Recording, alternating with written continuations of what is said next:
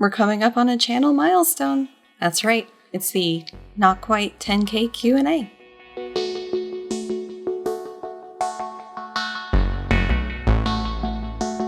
This video made possible thanks to the continuing support of viewers, patrons, and PayPal pals like you. Thanks! Hi, welcome back to the channel. Q&A time in a slightly different but temporary format. So we're doing it this way for a couple of reasons. For one, it makes the most sense, for me at least, to be able to read the questions off my computer screen, so recording with the webcam. Also recording with the webcam because my camera needs to be sent back to the shop. So this is going to be temporary, but plan B is not set up yet. So webcam footage, hopefully it's better than potato quality, but yeah, it's only temporary. On with the questions. Starting with the general questions, our first question is from Luana Schmidt, who asks, how are you, your cats, and your partner? I'm doing. Busy. There's a lot of stuff on my plate, some of which you'll see the fruition of in the near future, but yeah, and then health stuff, current situation stuff, just, I'm ready for some of this to be over, which some of it will be in the near future, for better or worse. Cats are doing as well. Izzy's doing good. Cleo is doing good for a cat with kidney disease for 5 years. So, yeah. And husband is doing good. He's busy with work, which isn't a bad thing. Lots of projects, and I think he just got a promotion, which is pretty cool. So, yeah, we're good. We're good. This is me petting a very demanding kitty next to my desk, by the way. Got a little kitty tower to help her get up, and she started making noise, so you must attend to the cat.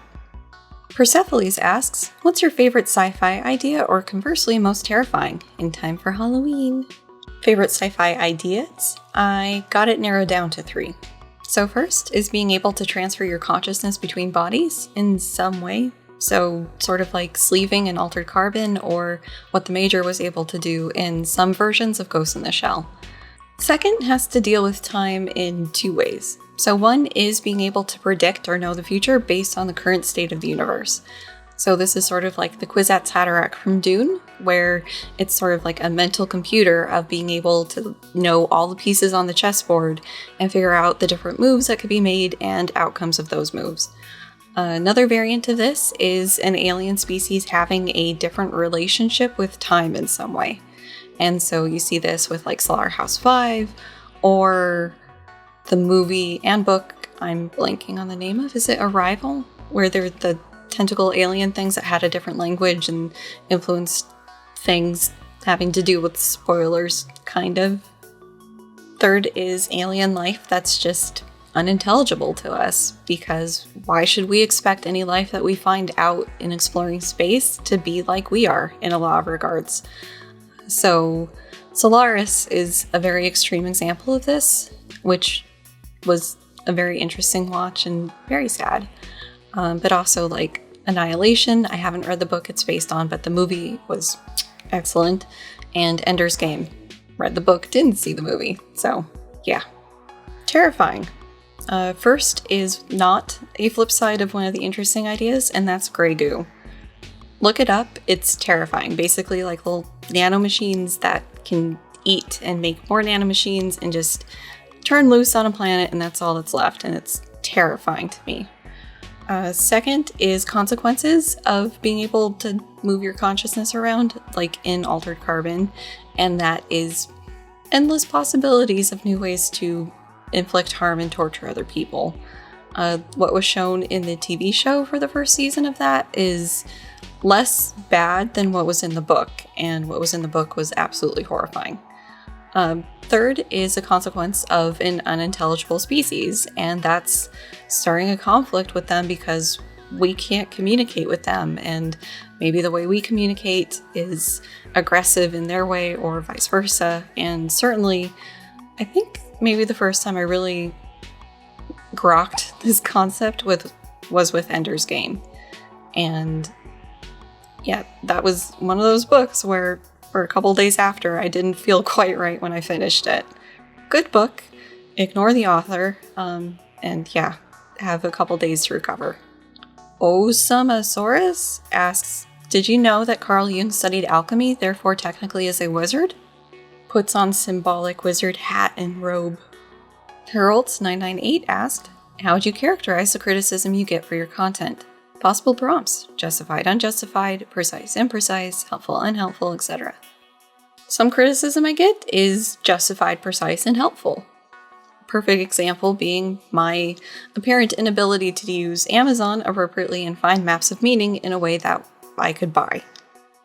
That was completely my bad, and the feedback I got on that was justified, precise, and helpful. So thank you there. Also, just when I get a fact wrong or an interpretation wrong, and you can like, hey, this, that's helpful and justified and, useful, because I do try to issue corrections when that happens. Some feedback is less that. Sometimes it's just vague and, I don't understand Peterson because I haven't watched the extensive back catalog of all his lectures and everything else. And nope, that's not going to happen. Book should stand on its own. But other feedback is going to be shown in an upcoming video, very upcoming, where I show some of the comments I get and respond to them because some lobsters can be very angry. Hashtag not all lobsters, but some definitely can. GothicMan03 has two main questions. For those seeking therapy, what kind of therapist should we look for in weeding out those like JP? Is there a specific type of psychological training you should look for in a therapist? And P.S., off topic, but what do you think of the Netflix series Ratchet? So this is more from a consumer end than a training end because I never took a counseling class in my life. Didn't even take personality. So yeah, I would avoid depth psychologist foundations like Freud, Jung, Adler, other of those, in part because I'm still not sold on them being empirical and testable through science, and I don't like that in sort of psychological, almost medical treatment, where cognitive behavioral therapy is testable as, solid things that we can work through and have evidence of instead of poking around in your unconscious trying to figure out what's bothering you or what's causing you grief. Talk to you. Just surface level, what's in your conscious mind that's bothering you. Maybe try to jog some different connections in your mind, but for the most part, just talk to you instead of trying to get at your unconscious through roundabout ways or even hypnotize you. If somebody wants to hypnotize you, get out of there. Don't do it. Don't do it. That puts you in a very suggestible state if you are hypnotizable, and bad things can come of that. Future video that's coming up in the near future, because it is a patron topic pick, is recovered memories, which are a consequence of, in my opinion, bad therapy practices. I haven't watched Ratchet yet, and I don't know if I will. So the character, I thought, was fleshed out enough and well characterized in One Flew Over the Cuckoo's Nest, the book and the movie with Jack Nicholson. And I thought what we got of her was enough. She doesn't need to have some tragic backstory, which it seems like the trailer is setting up for her, that, she was beaten down and that is what made her become the nurse that she was in the psych ward. But I think it's more scary almost not knowing why she acted the way she did. Theophile asked, did you catch COVID? No. Not yet, at least. I hope not to. Justina Faye leads off the questions for my husband with, when is Dr. Husband going to start his channel? Perhaps a joint channel. When I asked him, he said, why? I have a job that takes 90 hours a week. I don't need to start, and then kind of trailed off and left it at that. So he helps out with the live streams, and periodically I can borrow him for a video for physics stuff, but for the most part, he's good. He's happy with his work, and yeah, he's got plenty of hobbies on top of work to keep him busy, so no channel. Mako Tsunami would like to know what is Dr. Husband's favorite Pokemon, and what is the behavioral pattern that drives us to identify with animals. Dr. Mr. the Husband's answer for his favorite Pokemon was Kirby.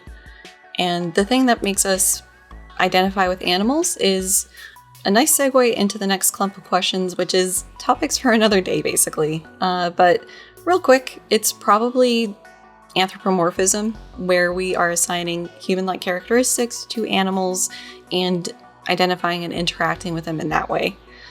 So it's probably a type of cognitive bias where we want to almost think of things like cats or cars or whatever as being able to relate to the world in a way like we do, but that's probably not the case, especially for things like cars. Jason would like to know if I could make a video detailing how the uninitiated plebs of the world can learn to perform academic research into science history or journalistic literature. Yes, this is something that's definitely on my to-do list, but working through these serially, I'm the bottleneck in this process, and it will come, just not quite yet. Hans Hanzo asks, how do several neurodiverse diagnoses affect our perception? Okay, big topic. Why difference humans to pet animals, apparently. And thanks for the congrats. So there's some more commonly known, like hallucinations that can accompany schizophrenia or some types of bipolar disorder. And then there's less commonly known, like sensory overload that can accompany autism or PTSD. And certainly this is worth exploring down the road, but to really go into it would be beyond this video. And I'm honestly not sure what the second half of that question means. Sorry. Ruben Marshak asks if I can explain how flow states actually work and what exactly is going on when one is happening. Yes, I can. This is mostly the work of Csikszentmihalyi, and I only have a rough approximation of how to pronounce that because somebody I went to grad school with met the guy and talked to him for a bit. So quickly, it is this sweet spot where you are actively engaged, challenged enough, but not so much that's frustrating, and doing something that you really enjoy. And if you're able to get that sweet spot, it feels good. Like you feel like you're making a lot of progress, and this is interesting and it's challenging. And also time seems to fly by, which is the flow. Like you're just in your groove and it's awesome. So yes, I am planning on talking about this at some point. Lazy Fox Plays says congrats and some other nice stuff, so thank you. And then what about a video on creativity or about how pets can help calm us? Okay, I mean, yes, it'll happen when I work my way through cognitive, but that's just not happening quite yet. Fire Mermaid 1980 can't remember their specific question right now, but something about imposter syndrome and if I'm ever going to talk about it. Yes, again, at some point I will. RC Cola and Leftist Sparky had sort of similar questions on leftist, pessimistic thinking, doomerism, climate change denial, like those sorts of things. So stories have popped up periodically about the left being more depressed than people on the right, Democrats versus Republicans, whatever. And so I looked it up and found something. I'll put the link in the description box, but there does seem to be a relationship between sort of left versus right and happiness. And the thing I found was suggesting that a lot of the correlates that line up with being more happy in life, like income, religiosity, satisfaction with job, locus of control, all of these things tend to be more associated with people on the right. Tend to have a more stable job, tend to be more religious than people on the left, tend to be more happy with their job. You know, all of these factors improve a person's rating of their happiness or satisfaction with life, and all of these things tend to go with being a conservative. So yeah, there is a correlation there. I mean, it might sort of be depressed realism in some extent, especially with climate change. For climate change denial, I think it's a couple different tangled factors in different proportions for different people. So one factor is probably just outright denial, because it's scary as shit that we could be killing the planet in a couple generations. That's terrifying. Like, I don't necessarily feel bad for future people as much as I do just the random organisms on the planet that are along for the ride because we can't get our shit together. Another factor is probably religious beliefs about the world. So if you think that the planet was made for us and that we are going to be spirited away within this generation, Of course you don't want to take care of the planet, or you don't really want to change things because it doesn't matter. Another factor may be how much a person buys into conspiracy theories. If they think all of climatology and ecology and all of that is owned by some big world government thing and it's lying to the masses to keep them whatever, you could see how they wouldn't think that any of it was real or a real threat. And last might be a little bit of fuck you got mine. You know, they hear that the planet is going to be dead in a couple generations or a couple 100 years. They're going to be dead by then, so what do they care? And yeah. Moving on. Izzy's now in her cube giving herself a bath, so there's going to be a little bit of wobble in the camera, I'm sorry. Moving on now to the Jordan Peterson-ish questions. We start with Ezio2848. Can you lay out some bullet points regarding your workflow when going through a book, sources, and counter sources, like with the 12 Rules for Life series? I've had to do it recently with a book, but didn't know how to start, and I find your work really thorough, thank you. So I've been toying with making a behind-the-scenes video of the 12 Rules production process for a little bit, but have consistently run out of time. So if that's something you guys would be interested in seeing, let me know in the comments. I do want to do more how-to science, research methods, statistics stuff in the future, so that will come, but for now I can give you a quick overview of how I do the 12 Rules process. So first, I read it, and the earlier videos, I'd only read the chapter because that's all I had time to do, but at this point, I've read the rest of the book, so I know it's coming. And as I'm reading, I'm making notes all over the place. You know, citation needed, check this reference, hey, this makes me think of whatever. So then I script, and the scripting for the 12 Rules is a bit different than anything I had done in classes because it's so detailed and so nitpicky, where for most classes, they would want you to summarize, be able to extract the gist and put it in your own words briefly instead of the exhaustive thing I'm doing with 12 Rules. So, you're forewarned on that. So first, I summarize.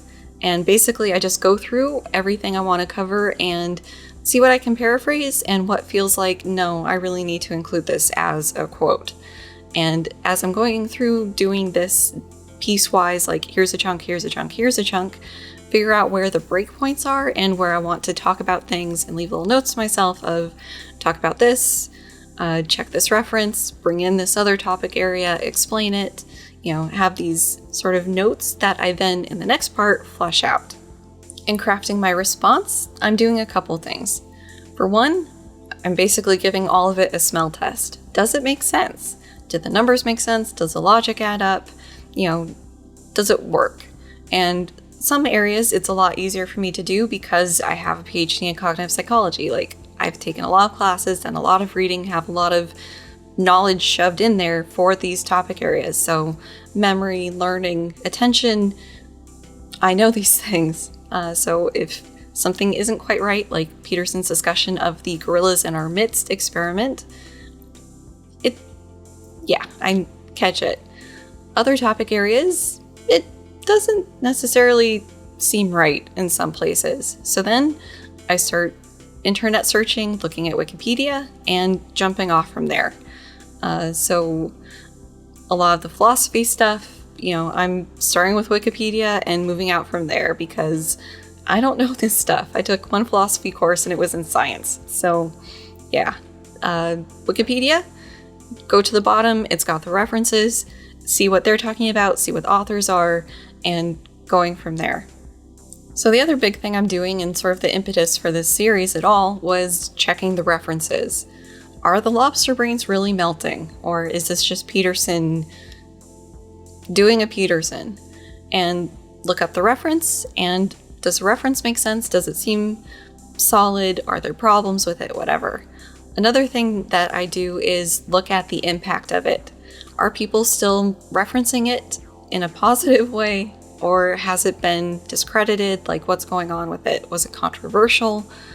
Does the author still have good standing in the community? Like, there's a lot of different little factors to think about for a given paper. And I try to include some of those when they're relevant, but a lot of these do get checked or at least passed through the process in talking about these different references that Peterson references.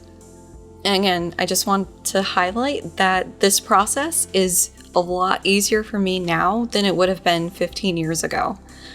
Grad school in particular, but higher ed, really taught me how to handle sources, analyze them, pick them apart, read them quickly. So don't get discouraged if you are having trouble figuring out where to start with this. And again, that's part of why I want to do like a research methods playlist for how do we even do this. John Feist, Astoris, and others, I'm sure, are interested what my plans are in after I finish 12 Rules for Life. Well, I know there's a 12 Rules for Life sequel coming out at some point in the near-ish future. I think he's in the editing phase, so when that comes out, beyond that, possibilities are vast. I want to talk about what I know in psychology, and so that's a good chunk of experimental psych. And I'm hoping at some point to fall into sort of an upload schedule where 1 week I'm working through something. Most of the books on my bookshelf that you can't see because the thing is doing the thing, I want to go through. Pursuit of Oblivion, A Mind of Its Own, Cultural History of the Penis. I want to go through those and talk about them in depth. I also want to do, like I was saying, the research method series, cognitive, perception, the stuff you would see in a class in video form and hopefully a little bit entertaining. And then have a free week where it would be the patron topic pick or something that came up in the news or culture or something that just, whatever, mix it up a little bit. And then a week off. So 3 uploads and a week off because most of these videos, a 30-minute video for 12 Rules for Life, which are somewhat easier to crank out at this point, will take me at least 40 hours to do in a week, sometimes longer. So yeah, usually somewhere between 40 and 60 hours per video. And so yeah, I think I get that 4th week off. I was going to strike against my boss, but we worked it out. 40 Lives has 2 main questions. Is there any particular reason I started making JP videos? And could you tell us how your interactions with his fans have been so far since making my videos? There's a couple reasons why I started making the 12 Rules videos. For one, I'd seen other YouTubers before I had my channel talk about Peterson and the 12 Rules series, and usually it was done in a single video. Hannah and Jake did it in a series where it was 1 video per chapter, so it was more in-depth, but there were a couple points where it was like, this is something that needs to be explored further or pushed harder or just I have a different perspective on. And so it was like, if I ever have a platform to, I could talk about it. Another reason is the superficial messages of this book, fine. Have self-esteem, stand up for yourself, have boundaries, be nice to people, sort of. Those are good messages. And if somebody just does a quick read of this, I can understand why that would be the life advice to get from it. But when you start digging into it, the messages get a bit less good, in my opinion, and I wanted to talk about it and have a discussion either from my perspective or from what I see in the science of why these messages aren't the best. And the last reason is the algorithm likes it. Cold hard reality of this platform is sometimes you gotta feed the little monster and it likes these videos. Izzy rolled over and wanted pets, so here we are. Fans. Some have been fine, good even. Some people can have good civil discussions in the comment section or on my Discord. A couple patrons are current or former fans of Peterson, so certainly not all interactions have been negative, but there have been negative interactions. And again, a soonish video will be talking about some of those. Rory McLeod asks, how often do I take a break from reading Peterson to go headbutt a brick wall? Headbutting a wall? Not so much. Not my style. Throwing my hands up in the air, quite literally after making a series of noises and saying I'm done for today. That's it. I'm done. And fucking off to the other room to just not work on this anymore. That happens at least once a week when I'm working on the 12 Rules video. Maybe twice, depending on how the scripting goes. True story, though, for headbutting things. In AP Physics, Dr. Mr. the Husband would headbutt the desk when he got frustrated with a problem. It happened a bit. Thankfully, he got out of that habit in undergrad, although I'm not sure why. So between that and a couple years of football, his poor brain. Getting on to my takes on a couple people, the Mad Hatter would like to know what my thoughts are on Steven Pinker. Getting worse as time progresses. So in grad school, How the Mind Works by him was one of the books I had to read for one of my classes, and my original advisor was a fan of him, which maybe should have been a red flag in retrospect. I don't know. So when I started the channel, I had a couple of his books in my cubby, and somebody brought to my attention that, there's some sus stuff going on. Looked into it, the books got turned around. So I want to reread them when I have time at some point, and maybe even talk about them. How the Mind Works, hopefully, is pretty removed from things, at least as much as it can be, whereas like The Blank Slate and then his later works, it'll be interesting to read now. But then you find out the whole thing with a certain financier, and yeah, it's great. Todd Stiles would like to know my thoughts on Sam Harris. Lots and complicated. So, as I've mentioned on the channel before, I'm a materialist. I think that we can understand our conscious experience of the world through studying the brain and neurochemistry and just physical things. And this includes spiritual or religious experiences. And I understand that this is part of the new atheist movement that was big a couple years ago, especially on like YouTube, and that Harris was one of the figureheads for. So yeah, I think we can understand consciousness from a this is how the brain is doing it perspective. But Harris goes well beyond that frequently, and talking about a whole religious group in a way that is kind of gross, if I'm being honest. Then wondering why you're getting hit with backlash and labels. And come on. If part of your brand is that's not what I meant, and you have to clarify what you meant, maybe it would be worthwhile getting better at saying what you actually mean in the first place. And along those lines, his Wikipedia page has people like Dennett or Chomsky, who are arguably his peers, saying that he didn't do his homework. So if you have your peers saying you didn't do your homework, do your fucking homework. Robbie Robb is asking for a psychological analysis of Trump. Couple things.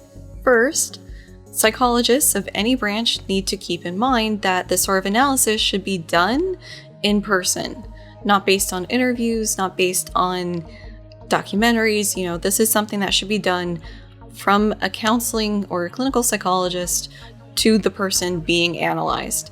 Second, this is in the realm of counseling or clinical psychology. That's not what I am. So I can't give you a psychological analysis of Trump. But my personal opinion or sense I get about him is he raises a lot of narcissism flags for me, just based on personal experience of people I've interacted with and like my friend Lily interacted with or was married to. There's a lot of similar behaviors happening, so maybe, but that's certainly don't hold me to that. It's not my psychological opinion, my doctor opinion, it's just my personal sense. Now a little bit of career stuff, led by Rachel Williams. Would you recommend psychology as a career to young students? Is there opportunities and decent pay if you know where to look? Painful honest truth time, I don't know if I would recommend psychology as a career to anyone. If you're looking to help people, counseling or clinical is certainly one way to do that. So if that is your goal, by all means. On the experimental end of things, you have a couple options. First is going into faculty. But for that, you need to keep in mind that colleges are getting more and more business-like and making business decisions instead of educational decisions. So a lot of schools are shifting away from having tenured faculty who do research and teaching, or even just teaching faculty, into having an army of adjuncts who tend to be part-time so they don't get benefits and have to teach at a bunch of different schools in order to make ends meet.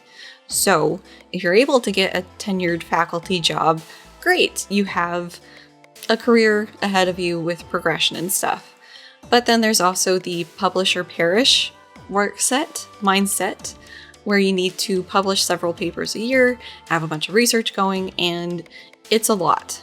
So I think most of the faculty I've known in psychology and in physics, regularly have over 40-hour work weeks. Easy.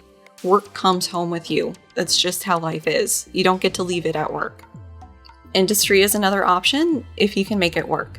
So you need to have the right skill set and connections, quite frankly, to be able to swing this.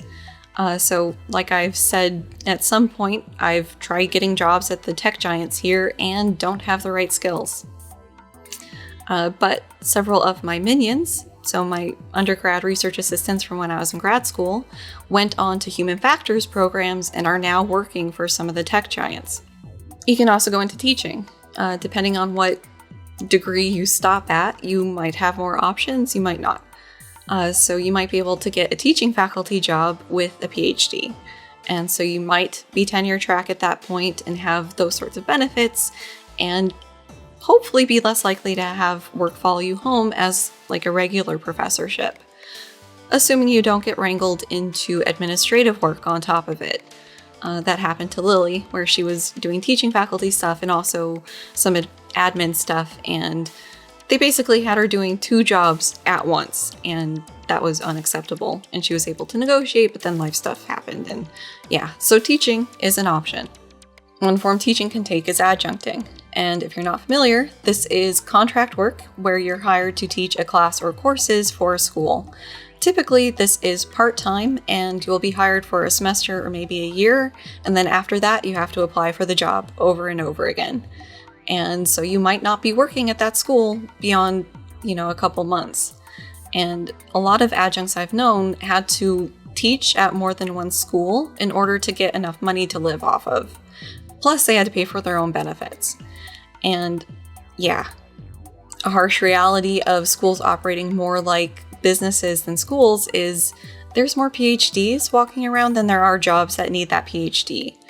And this means that it can be more difficult to find a job if you are not at the top schools with the top publication records and the top everything. Like if you're from an okay school with reasonable accomplishments, you're not going to look as good and have as many options as somebody who came from a better school. That's just how it is. Or this. You could do this if you're so inclined. Although I do have to be honest and say that I'm making less than I would in a retail or adjuncting position, but this is personally meaningful to me, and I'm married to somebody who can pay the bills, so yeah, this is a viable option for me to pursue in a time when it's not yet returning on the investment that's being put into it. Hopefully at some point it will, although it's not quite doing that just yet. So yeah, there are decent opportunities within psychology or even cognitive psychology if you have the right background, CV, skills, and luck, because part of it is luck in industry or academia. So there are opportunities, but it's competitive, and yeah. The Noob Monster asks, how does a YouTube career compare to your academic career in terms of your personal well-being and satisfaction? In lived experience, I definitely prefer doing the whole YouTube thing to adjuncting, even though it's not paying as much. But then there's that little wrinkle where part of my self-esteem is wrapped up in my ability to provide financial support in the relationship, which I'm not really at a point of doing yet. So that was a little bit better for adjuncting. Although there's Patreon. That could help. Nope. Don't sign up to my Patreon. I'm not guilting you. I'm just reminding you it's a thing that exists. The disconnect in what I thought faculty jobs would be like versus what it was for people. This is certainly better for my self-esteem, mental health, well-being, all of it. The publish or perish mindset, I do sort of have that where I feel like I have to get a video out every week as much as I can, is nothing compared to trying to get several scientific articles out every year, plus grants, plus everything else. It's so much work and so much pressure to get that done, and I would have snapped At some point, probably before I even started the first 10-year step, I probably would have snapped. Another plus for YouTube is I'm not having to deal with any of the political drama that faculty have to deal with in departments, in collaborations, in schools. Nope, none of that here, just the occasional YouTube drama, and that's fine. By comparison, that's totally fine. Granted, my opinion on a lot of these things may have been different if I had a mentor instead of an advisor who sucked, but it's hard to say at this point.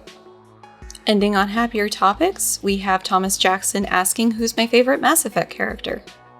Easy answer would be Rex, because he's awesome, and he's great to have in a group, he's great to interact with, he has an interesting story arc, and so yeah, he's certainly one of my favorites. If you go a little deeper, Legion is also up there. I know he had a relatively small footprint on the story, but the parts he was in were pretty significant, and I definitely enjoyed him as a character. If you go outside the crew, my favorite would be the Rachni Queen. Her whole story was interesting and certainly fits into the interesting ideas in sci-fi with a completely foreign character that communicates completely differently, and you can't really understand them, and they're cool. I like them. The only time I didn't save her was in my bad playthrough, and after you do the little thing that ends up killing her in the first game, I had to turn off the game and I cried. Brinks246 asks what are my favorite video games. Well, there's Mass Effect, the kind of obvious one. I liked all of them in their own little way. Even the clunky first game I enjoyed. Completely going to ignore that Andromeda even exists for this, so I enjoyed the series. Related to that is the Dragon Age series. I definitely enjoyed the world building that happened there, and hopefully BioWare doesn't shit the bed on the 4th game.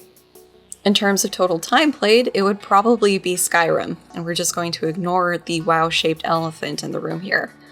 I spent a lot of time playing that game when it came out, when it got remastered for the Xbox One.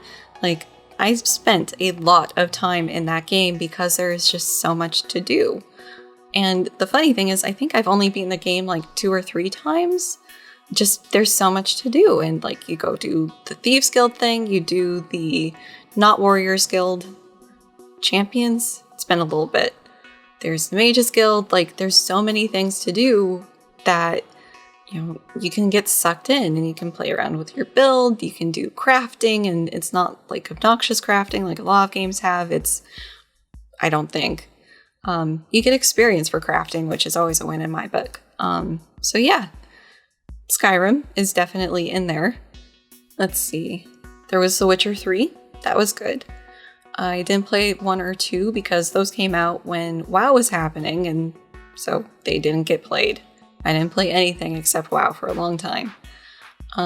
But something I enjoyed about The Witcher that I didn't get out of the BioWare games is a little bit of ambiguity, where you have a choice in Mass Effect and okay, this is probably the good choice and this is the bad choice for a lot of things. And with The Witcher, you do something where you think you're helping somebody, but it ends up killing them later down the road, and you really should have left it alone or done something differently. And that was a really interesting idea for me. Also in there, as a sort of nostalgic soft spot, is Halo, the Halo series. We had an original Xbox that we bought with a friend, and we split and did the dual custody thing until our friend bought us out of it. But we played a lot of Halo LAN parties, continue to play Halo with friends remotely from time to time, and so there's a lot of friendness built into the game there, and I also enjoyed the story arcs and the lore. I've read a couple of the affiliated books that expand on the lore, and it's interesting. And I like the character of Cortana, even after her rampancy. Spoilers. Related to that, does anybody else find it kind of weird that Microsoft named their little assistant thing Cortana after an AI that goes rogue? Just me.